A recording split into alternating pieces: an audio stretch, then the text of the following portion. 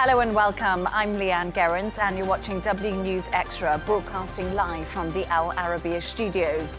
These are our top stories. Israel launched strikes on Gaza City after Prime Minister Benjamin Netanyahu gives the order. He says Hamas violated the ceasefire agreement. Hurricane Melissa makes landfall in Jamaica as this year's strongest storm approaches with deadly winds and heavy rain.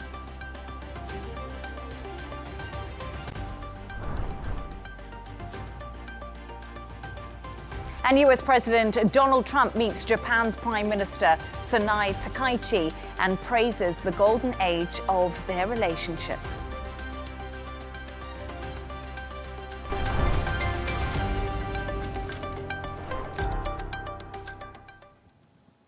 Israeli planes have launched strikes on Gaza City after Prime Minister Benjamin Netanyahu ordered immediate military action, accusing Hamas of violating the terms of the ceasefire agreement.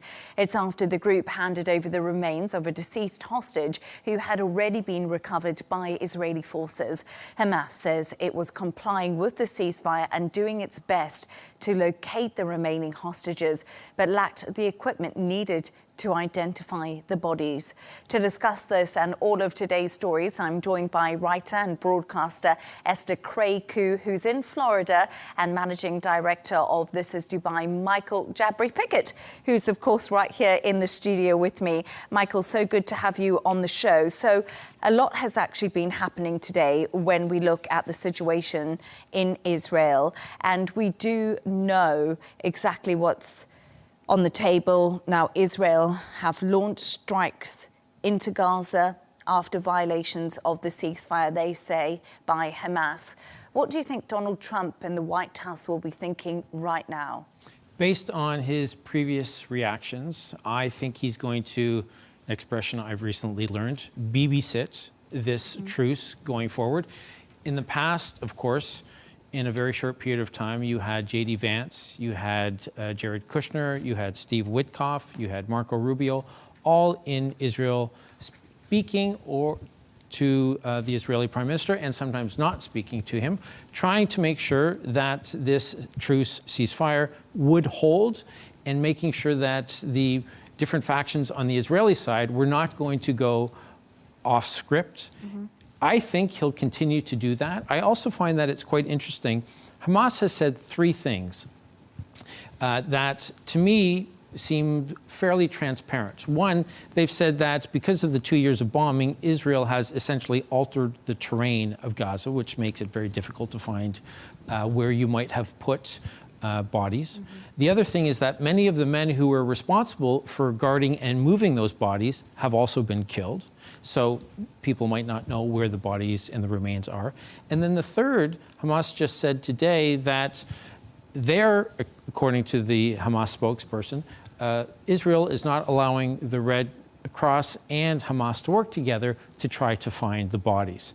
Now, it seems as though those are all legitimate reasons why you would struggle to find the remains. And I think it's also interesting that today, when Benjamin Netanyahu was in court for his corruption cases, that there needed to be a reason why more strikes needed to happen. We have seen this before when Benjamin Netanyahu has arrived for his corruption trial. An envelope has been handed over. They've asked for different things to come in play because of security concerns in Israel and regarding Benjamin Netanyahu. So it has been, once again, a busy day and almost seeing Benjamin Netanyahu in that corruption trial. And then we heard about the strikes on Gaza once that trial for the day had closed.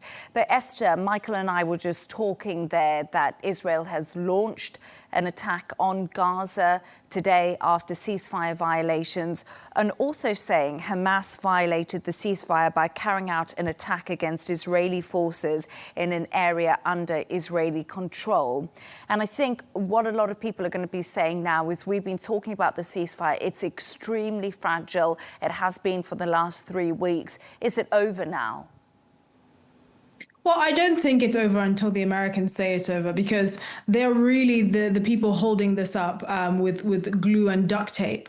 We know that the president's son-in-law, Jared Kushner, has really gone to painstaking lengths to bring together all the interests and all the sort of personal relationships that he has with leaders. He's really put that on the line to try and get together this very fragile ceasefire. And I think from the outside looking in, it looks like, particularly on the Israeli side, they're looking for any excuse now that Netanyahu's political fortunes have changed to really shake that up and bring an end to it, which I'm pretty sure the Trump administration will absolutely not let happen. I think, and I'm not one to defend Hamas, of course, it's very reasonable to say that they need excavation equipment to be able to not only dig out the bodies, but also to have the equipment to accurately identify them. If you hear what Netanyahu's government is saying, they're saying that one of the bodies that were returned by Hamas was actually the parts of a body of a hostage that was returned previously. But Hamas is making what I think many people will see as a reasonable case, which is, the topography of Gaza has basically changed fundamentally. It looks like a pancake.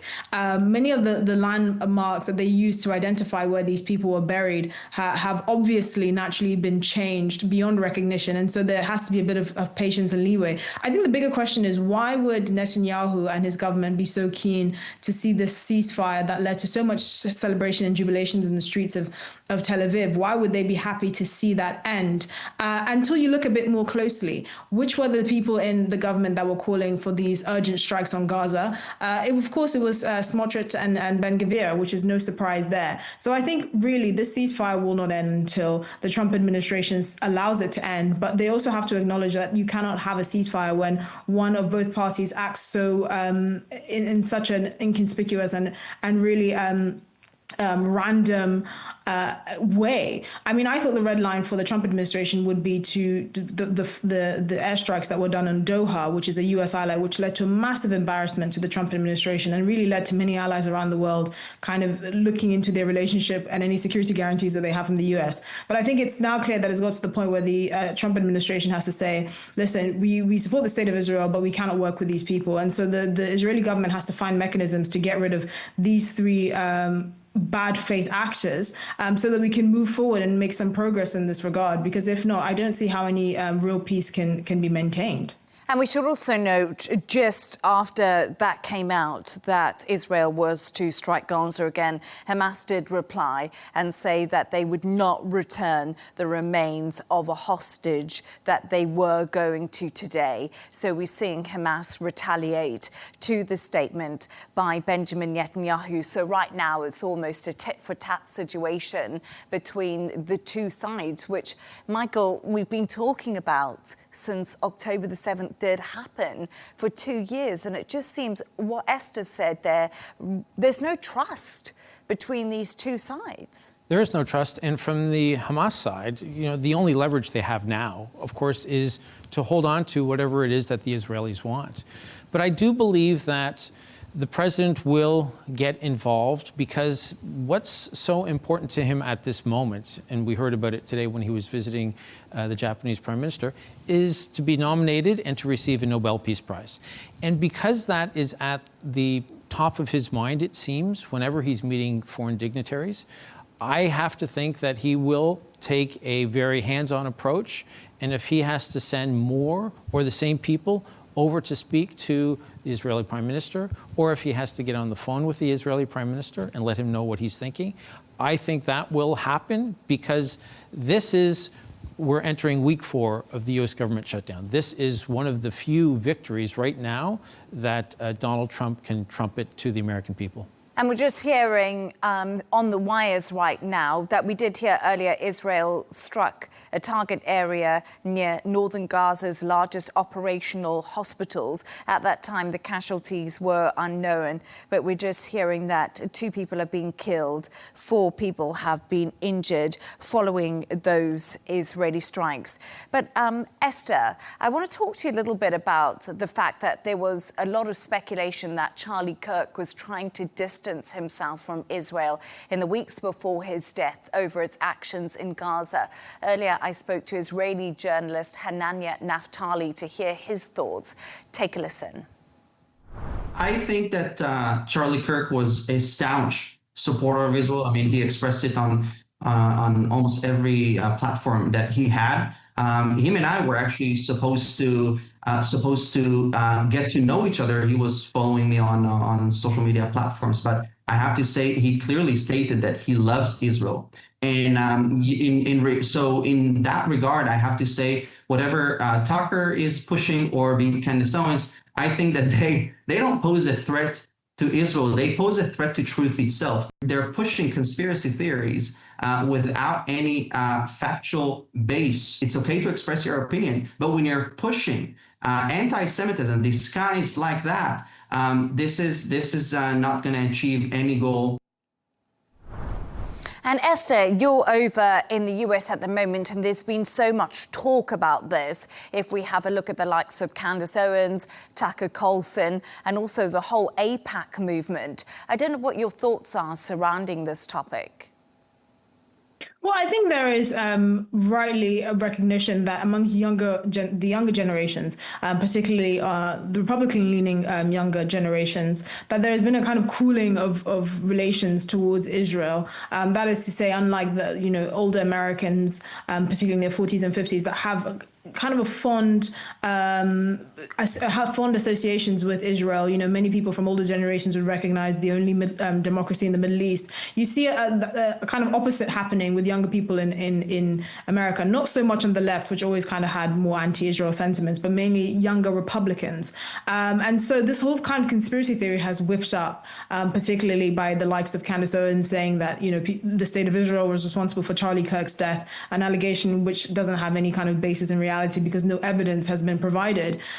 So what you're seeing now is kind of Charlie Kirk being seen almost trying to be shaped into this martyr for people that are speaking out against the state of Israel and somehow losing their lives as a result of it. And then also on the less kind of hysterical side, a recognition that Israel's image in the West, particularly amongst younger people, has taken a severe hit. And however way you want to shape it, 2 years of seeing the brutal war that's been undertaken in Gaza and the kinds of images that are coming out of Gaza and the kind of politics around, stopping food aid from going into the territory and all of that has really soured the country in many younger people's minds. And that's something that even Naftali Bennett recognized. And it's a challenge that the Israelis are going to have to try and almost rehabilitate their image amongst future generations of Westerners who are going to be voters, who are going to influence government policy and Western government's policy towards the state of Israel in the years to come. But on the Charlie Kirk side, I mean, just from a personal perspective, I used to work for Turning Point UK. I do think it's very sad that a woman had to see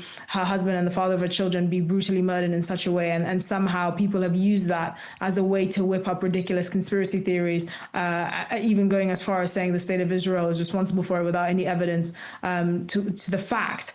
And I think that's really kind of the takeaway from this. It doesn't matter how heinous an act is committed. People always find a way to use it towards their own political ends. But on the flip side, we do have to recognize that the image of Israel has been quite negatively impacted by the war in Gaza. And dare I say, in years to come, they're probably going to see themselves be more isolated on the international stage unless some serious, drastic action is taken. Esther and Michael, thank you so much for your thoughts on that. Stay right there as we move on to another story now. Hurricane Melissa, the strongest storm of the year, has made landfall in Jamaica with winds of 175 miles per hour and heavy rain. Thousands have been evacuated, but fears grow as it slowly nears low-lying areas. Authorities warn residents to take shelter as the storm could be the strongest ever to hit the island, with 7 deaths already reported in the region. Michael, as we said there, this is the strongest storm of the year so far. Frightening as it makes landfall, and it doesn't seem to be letting up, does it? It doesn't. The Prime Minister of Jamaica is the one that's leading the charge, saying really dramatic, but I think honest statements, which are that the most important thing will be the recovery. He's expecting the absolute worst, and he's trying to get his people, it's an island state of almost 3 million people, to make sure that they are doing everything they can to take cover and to be as safe as possible.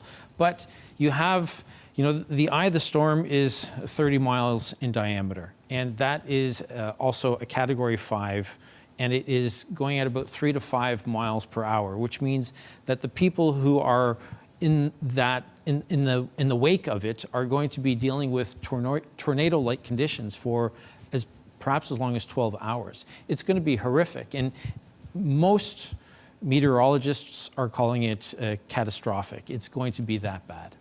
And also there will be storm surges because it is moving slowly, and the water levels will rise too, which is something that I've been hearing. So it's almost coming from all angles in many senses. Yeah, there'll be lots of flash flooding. Especially it's coming from the southern part of the island, and low-lying residential areas there as well. So with the flash flooding, and they're expecting as much as 30 inches of rain, it is going to be terrible wind conditions, as you said, 175 miles an hour, and also lots of rain and landslides. It's going to be the absolute worst of the worst. And Esther, Melissa has now overtaken Storm Katrina in terms of the strength of it. And residents in New Orleans are still reeling from Storm Katrina, which happened back in 2005. Yeah, I mean, I think just to illustrate the seriousness of Storm Melissa, the name is actually going to be retired from the hurricane sort of name listings, which is something that's only reserved for the hurricanes of the highest severity and of the highest strength. And it's a similar thing that happened with Hurricane Katrina, which left about $125 billion worth of damages in its wake, particularly concentrated in New Orleans, in Louisiana. Now, just to put that context into the sort of context of Jamaica, a small island, and that's heavily reliant on tourism. $125 billion worth of damage is nothing to scoff at. It's extremely serious, and this is why we've seen the public authorities in Jamaica take such precautions. I mean, you're hearing reports of people, almost in like warlike conditions, where they're hunkered down, waiting for the storm to pass. Some people have been hunkered down for the last 3-4 days because of advice from public authorities, just waiting for the storm to pass out, even though the worst is still yet to come. And in many ways, Jamaican authorities can be accused of being overly cautious. But we have to remember, one, Jamaica has never faced a storm, a Category 5 hurricane before in its history. Two, if this is not contained properly and you do not have the logistics of public administration and rescue efforts being perfectly in sync, you could see a disaster on our hands. We've already seen a couple of casualties on the island of the Dominican Republic, which hasn't even seen the worst of the hurricane yet. And, obviously this hurricane is expected to pass through Cuba, although by the time it does, it would have lost a significant amount of its strength. So all eyes are on Jamaica right now, and particularly on the local administration, to see how they can coordinate rescue efforts and keep people as safe as possible. They've never faced this level of a threat before. And with Hurricane Katrina, obviously, many lessons being learned, particularly with a country like the US that had vast resources at its disposal. It's important for all lessons to be learned. There is a significant Jamaican diaspora, not just here in Florida, but in other parts of southeastern US, who are all watching and hoping that people keep safe and that the Jamaican authorities do right by their people. And you were just mentioning that we did hear from Jamaica's Prime Minister, spoke out minutes after the hurricane did make landfall, and he directed his attention towards the relief effort once the hurricane had passed. The Red Cross, Michael, warning up to 1.5 million people are expected to be directly affected by this hurricane. And I guess what we'll see in the next few days is how well the teams have put in those precautions, because we had warning about this. Yeah, it's also going to be dependent upon the international community to come in and do everything they can to make sure that they're going to help the people who need to be saved, as well as to get them the water and the medical attention that's going to be essential if the recovery effort is going to be as successful as the Prime Minister is hoping for. Yeah, and Esther, also, like we said, it will be the cleanup that will be very difficult, but it also must be an extremely frightening time, especially for people who are stuck there, like you said, being hunkered down for days, not knowing what to expect. Yes, it's quite a schizophrenic existence. It's almost kind of like what you would expect in a wartime bunker. People just waiting for days on end, waiting for the threat to pass. I mean, just to put things into perspective, about 1,500 lives were lost during Hurricane Katrina in New Orleans alone as a result of the level of destruction that hurricane unleashed. This hurricane is more powerful and more intense. And thankfully, thanks to meteorological advancements, the government of Jamaica has had prior notice for days, which is why you're seeing people being so cautious and really taking care of their safety, and the government as well really stressing coordinated efforts to keep people as safe as possible. But if they didn't, for example, if there was a severe lapse in judgment or even any sort of delay in recovery efforts, you could see something into probably the thousands or the tens of thousands in terms of casualties. So there are many lives on the line here, and it's at least heartwarming to see that the government is taking this as seriously as possible, because this hurricane has already cost lives in other neighboring countries as well. And so with Jamaica being in effectively the eye of the storm, it's important that all precautions are taken. Thanks for your thoughts on that, Esther and Michael. Let's move on to another story now. And US President Donald Trump has called Japan an ally at the strongest level after meeting newly elected Prime Minister Sanai Takaichi. It's the second stop of his Asia tour. The two leaders signed new agreements they say mark a golden age in relations between both Washington and Tokyo. Esther, there was a lot happening. Foreign investment in the US and a Nobel Peace Prize nomination. Fair to say that Donald Trump's tour of Asia until now has actually proved a massive success. And his dancing in Malaysia, of course, a viral moment too. Yes, of course. Who could forget Trump's robot dance at the ASEAN summit in Malaysia? But I mean, he's had quite a great PR press tour these last few months. He's had probably the best summer that most politicians could imagine.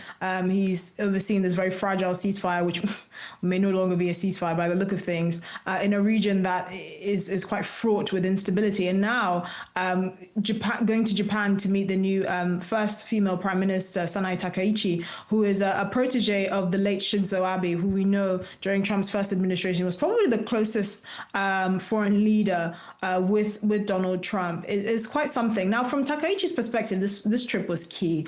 I mean, she basically won her premiership by default. She was up against the agriculture minister, who basically lost favor in the Japanese public for a stunt where he asked his supporters to go and leave negative comments on one of her websites, which seems quite minor in our eyes, but in Japan, which had already had enough of his party, this basically made her the candidate by default. But she is running a coalition government, which is fairly weak in terms of what it can actually do. And the first most important point of action for her was to get a reduction on those tariffs from the Trump administration, to curry as much favor with the Trump administration as possible. And so she did what many leaders have learned to do best: flattery, promising to nominate him for a Nobel Peace Prize, which we know he desperately wants to win, committing Japanese companies and the Japanese government to hundreds of billions of dollars worth of investment into the US, including one by Toyota, even though the company has not responded to calls for comments on that. So they're just kind of playing the tune that Trump likes to hear, which is, we will promise you money and we will work with you and we will coordinate with you. She went as far as giving him the late Shinzo Abe's golf clubs. Now, we know Donald Trump loves golf, so that's something that he really valued. But it also kind of coincides at a good time, because the trial of Shinzo Abe's murderer starts today in Japan. So from Takaichi's perspective, this is kind of a good week of as good a press as she could possibly hope for. And off the back of this kind of positive reception from Donald Trump, and potentially seeing the tariffs reduced from 15% to even a mere 10%, like the UK got away with, we're likely going to see kind of a warming of relations and just continued coordination with between Japan and the US, which we're probably going to see less of with Trump meeting Xi Jinping in South Korea over the next few days. Michael, let's talk right now about that meeting. We know Xi Jinping and Donald Trump, the leaders of the two biggest economies in the world. Almost vital that this trade spat between both of them is ironed out. We know that there's this framework in the making. We've heard from Scott Bessent, the US Treasury Secretary. What do you think about this upcoming meeting between these two powerhouses and the different leverage they have on each other? So first of all, I want to say that Donald Trump is giving old white men, of which I'm one, a bad look when he starts dancing. His dancing is my favorite. I actually love his dancing. So from a meme perspective, I agree with you. It is wonderful. No, But certainly you wouldn't want that look out in public. Can I tell you something? Donald Trump, I don't know why I'm going to tell everyone this, but he looks exactly like my grandfather. And my grandfather used to dance like that. And every time I see it, it just makes me so happy. I love that he's out there, he's vibrant, he's trying. I apologize, I digressed. So in answer to your question, it feels like I'm not going to win that argument, No. so I'll move on. So I think the meeting with President Xi should be successful, and there should be glowing responses from both sides.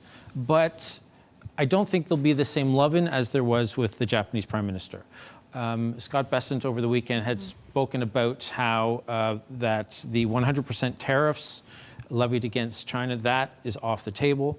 There seems to be an awful lot of talk about China willing to purchase soybeans. Also, the rare minerals, the curbing of those exports, that's going to be lifted. So everything that the Americans want, it seems, is on the table. The framework, they've said, is in place. Now, we haven't heard from the Chinese. And that, I think, is where it becomes a little bit difficult and where we're not quite sure what we're going to get. Because when you're only hearing from one side, obviously it doesn't give you a full picture. And I think not until the day of will we know exactly how the Chinese feel. And it's really interesting because we did actually hear from a Chinese minister, and he said that Xi and Trump respect each other ahead of this meeting, which I guess is a positive signal coming out of the very quiet news that we get out of the country in general. And I think that's quite interesting because early on during the start of Donald Trump's second presidency, there was talk from the Chinese side that there wasn't an appreciation on the American side that there is a decorum that the Chinese would take to the negotiations. And they didn't think that the Americans were following the proper process so that you would show respect to your counterparts. And now they both, when Donald Trump was on Air Force One, he was talking about, I think he respects me, I respect him, I think he respects our country. And that narrative is starting to change a little bit. So some of the Chinese concerns, I think, have been taken on board by the American administration. Yeah, absolutely. And Esther, TikTok, of course, Donald Trump will want to save because of his dancing. But also, when we've seen him go around Asia, he has done a lot of deals when it comes to rare earth minerals. This has been something high up on his agenda in Japan. We saw that in Malaysia too. And this is really to counter China's threat. Yeah, I mean, I think one way that we're seeing the Trump administration differ from the Biden and certainly the Obama administrations is their approach towards raw earth minerals and really seeing what's going to happen down the line with China basically monopolizing the entire process of extraction to refining of rare earth minerals like lithium and cobalt and copper. Many of them are, in regions like Australia, part of China, and Japan, for example, that Trump has just secured a raw earth minerals deal with. So they're taking quite a strategically different approach. So where, Obama's administration and even Biden saw it as just, as a form of trade, basically nothing like just as on par with buying cups from different countries, the Trump administration is seeing it as a national security threat because these rare earth minerals are fundamental in the production of many things from chips, from high-powered, high-performing chips to car batteries that we're seeing for these electric vehicles and all sorts of things, mobile phone, SIM cards, manufacturing. So it's not just a matter of, just basic trade. It's also a matter of national security. And the Trump administration is seeming to take that seriously. We're seeing them engage with many African countries in a way that Biden and certainly the Obama administration didn't. We see how the Chinese have basically monopolized the extraction and production process of minerals like cobalt in places like the DR DRC, in Zambia, in Angola, for example. And Trump's administration has basically sent out, I believe, one of Trump's sons-in-law to go and actually start negotiating and engaging with these African countries in a way that many administrations just hadn't done, and they hadn't recognized the threat to America to be left behind in this. We've seen the Trump administration, well, previously this was led by the Biden administration, but being continued by the Trump administration, secure basically a chip manufacturing plant in Arizona, the largest to compete with the Taiwanese, just to secure America's supplies of these really important chips if anything were to happen, like the Chinese were to invade Taiwan. So there's a lot more strategic management of these kinds of trade of raw earth minerals that we're seeing being led by the Trump administration that just hasn't happened over the last 10 to 15 years. Esther and Michael, thank you so much for your thoughts on that. Stay right there, and we're going to move on to another story and the more scandals surrounding Prince Andrew, who hosted Jeffrey Epstein, Ghislaine Maxwell and Harvey Weinstein at Royal Lodge, the Prince's private residence in the grounds of Windsor Castle. It was during an event for Princess Beatrice, who was celebrating her 18th birthday. Andrew is currently trying to negotiate another royal residence after being asked to leave Royal Lodge, which is owned by the Crown Estate. Michael, this just seems to be the story that doesn't go away, and it's getting worse and worse and worse for Prince Andrew. It's death by a thousand cuts. It is a story that Buckingham Palace has been behind from the very beginning, and they don't seem to have any awareness that they need to get ahead of the story, that they need to own the narrative. And as an outsider, it becomes frustrating that, not that they're going to ever rehabilitate Prince Andrew, but that there's so much more that they could do so that the entire family is not taken down by this one person. They have to, I think, bring in outsiders. They have to think outside the box. They have to do something radical. They have to put a face on this, somebody who is not part of the family, somebody who's willing to take charge, somebody who's willing to maybe say some harsh words about the prince, somebody who is willing to make sure that there's a separation. And there doesn't seem to be any awareness that this is even an issue. And this is where it becomes so frustrating, as I said, as an outsider looking at this, as it just gets worse and worse each day. And Esther, I just want to reiterate one thing. Andrew has always strenuously denied any wrongdoing, and he has agreed to give up his titles as revelations in the memoir of Virginia Giuffre do come out. But Esther, do you think the royal family actually had any idea of anything that was going on all those years ago related to Princess Andrew, Sarah Ferguson, and their relationship with Jeffrey Epstein?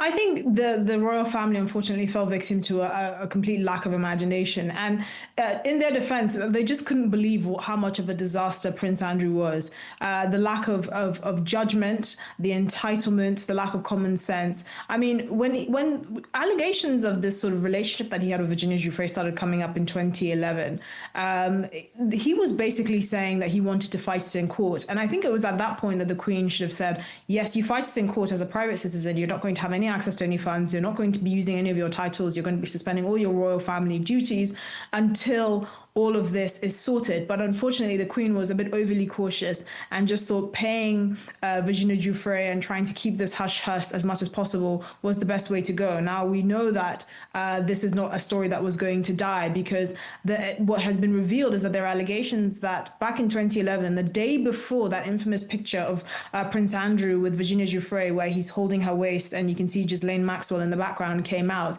he asked his personal protection officer, which is an officer that is paid for by the taxpayer. I'm sure you remember it, because this is basically the backbone of Prince Harry's gripe with the Home Office, because they removed his automatic right to personal protection officer and that level of security. He asked them to dig up dirt on Virginia Giuffre, including access to her social security number and her address and her criminal record. Now, there are rumors that he could possibly be facing the authorities here in the US, because that's a federal offense to access illegally someone's social security number, which is key to basically all aspects of their life. life in the US. But also, he hasn't availed himself to any authorities. He keeps bleating on about his innocence, and yet he's not made himself available to the victims' lawyers. He's not spoken to any authorities. He's basically tried to hush this as much as possible. And now we see that actually the extent of his relationship with Jeffrey Epstein goes back further and even deeper than he alleged to the public, which means he misled the public while he was in a public office. This goes beyond his disgusting relationship with that disgraced man. And so what the royal family has to do is basically make him face the music. No more protection. If he is as innocent as he says he is, he must face the authorities. He must sing like a canary. He cannot obviously continue to live in a 30-bedroom mansion. But more to the point, he cannot have any of the graces that being a member of the royal family accords him. If this was an average, ordinary man, he would be facing the music. And I think Prince Andrew should as well. And he should have no protection from the royal family. And it's the only way that they can regain the public's trust, because the more that they try to protect him, the more that they bring themselves into disrepute, unfortunately. And also, we must admit one thing, Epstein is also hanging over the US administration and Donald Trump's administration, because people are calling for the Epstein list to be released, if that does exist. So the Epstein story does keep on going. Thank you for your thoughts on that. Now it's that time of the show where Esther and Michael have chosen two of their quirkiest stories of the day. Now, Esther, yours is all about a rare Picasso portrait that has been sold for millions and millions and millions. Yeah, so this portrait of a muse of Picasso has just sold for $37 million. And it's one of a kind. But I think the real story here is not the fact that it's sold for tens of millions of dollars, but how ugly it is and how it looks like it could have been painted by a monkey. And I think really what we're uncovering here, or what we're discovering here, is probably one of the biggest money laundering cases in existence. I think whoever bought this clearly has no appreciation for art or functioning eyes, if you ask me. And I think the police should investigate who would possibly spend $37 million to buy something that could be painted by a one-handed ape. It is incredibly ugly. It's just a multicolored woman in a hat. And for some reason, because the name Picasso is attached to it, someone decided to pay a small fortune for it. And forgetting how ludicrous it is, I think there is clearly something criminal going on here, because it just doesn't make sense. It's so ugly to look at. I wouldn't even put this over a toilet to look at. Can I tell you something? I was just having a look at it, and I must admit something. I've got no culture. I'm not an art person. I don't find any joy standing in front of art. It gives me nothing. But if someone actually said to me that we've had a portrait of you done and it was that, I would be horrified. Would you not, Michael? Yeah. Horrified. I agree with Esther. Well, seeing as though it's depicting a woman, yes, I would be horrified. But you can't really tell from the drawing. Well, that one has hair, so it counts me out. But I think it was one of his exes. oh yeah, that's true. Yeah, he's Picasso's exes. Yeah. making her look as bad as possible. We all know how that feels at some point in our life. Michael, let's move on to yours now. And it's all about France has released a collection of stamps good enough to eat, well, to smell at least. Let's talk about these stamps. So the post office has printed almost 600,000 stamps. And what they have done, they are scratch and sniff. They are stamps to honor and pay homage to the French croissants. And what they've done is they've used ingredients that come with scented candles so that when you scratch it, it smells like a croissant. Can I tell you what, I really loved this when we were talking about it a little bit earlier, because I don't know if Esther also remembers, you know, in the magazines when you were younger, you used to get the sniff and scratch or the little samples of perfume. And I always loved that idea.